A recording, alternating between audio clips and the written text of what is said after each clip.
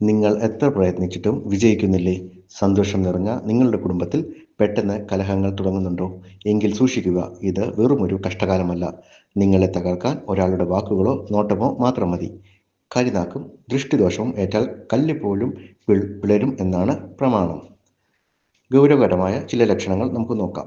ഐശ്വര്യം പെട്ടെന്ന് കെട്ടടങ്ങുക, നന്നായി ഓടിക്കൊണ്ടിരിക്കുന്ന ബിസിനസ് പെട്ടെന്ന് തകരുക, അല്ലെങ്കിൽ പുതിയ വീട് വെച്ച് താമസം തുടങ്ങിയ ഉടനെ അവിടുത്തെ സമാധാനം നഷ്ടപ്പെടുക.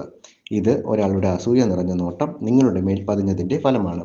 മംഗളകർമ്മങ്ങൾ മുടങ്ങുക, നിശ്ചയിച്ച വിവാഹങ്ങൾ അവസാന നിമിഷം മുടങ്ങുക, അല്ലെങ്കിൽ ശുഭകാര്യങ്ങൾ നടക്കാൻ തുടങ്ങുമ്പോൾ വീട്ടിൽ ആർക്കെങ്കിലും പെട്ടെന്ന് അസുഖം വരിക. കരിനാക്കിൻ്റെ ശക്തിയാൽ തടസ്സങ്ങൾ മല പോലെ വരും. ഭക്ഷണം വിഷമാവുക, നല്ല ആഹാരം മുന്നിലിരുന്നിട്ടും കഴിക്കാൻ തോന്നാതിരിക്കുക, അല്ലെങ്കിൽ കഴിച്ചാൽ ഉടനെ അസ്വസ്ഥത അനുഭവപ്പെടുക. ദൃഷ്ടിദോഷം ഏറ്റാൽ ആഹാരം പോലും ശരീരത്തിന് വിഷമായി മാറും. ഉറക്കമില്ലായ്മയും ദുസ്വപ്നങ്ങളും, രാത്രിയിൽ അകാരണമായി ഞെട്ടിയുണരുക, ആരോ നിങ്ങളെ കഴുത്തിന് പിടിക്കുന്നത് പോലെ തോന്നുക.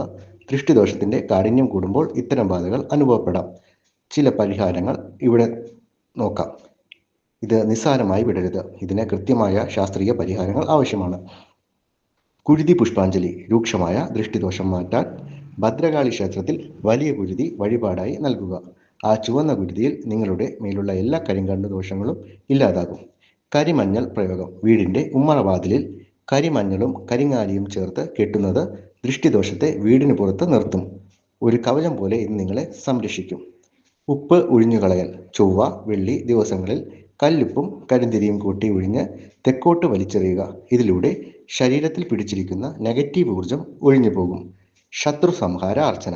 നിങ്ങളെ തകർക്കാൻ ശ്രമിക്കുന്നവരുടെ നാവടക്കാൻ സുബ്രഹ്മണ്യ സ്വാമി ക്ഷേത്രത്തിൽ ശത്രു സംഹാര അർച്ചന നടത്തുക.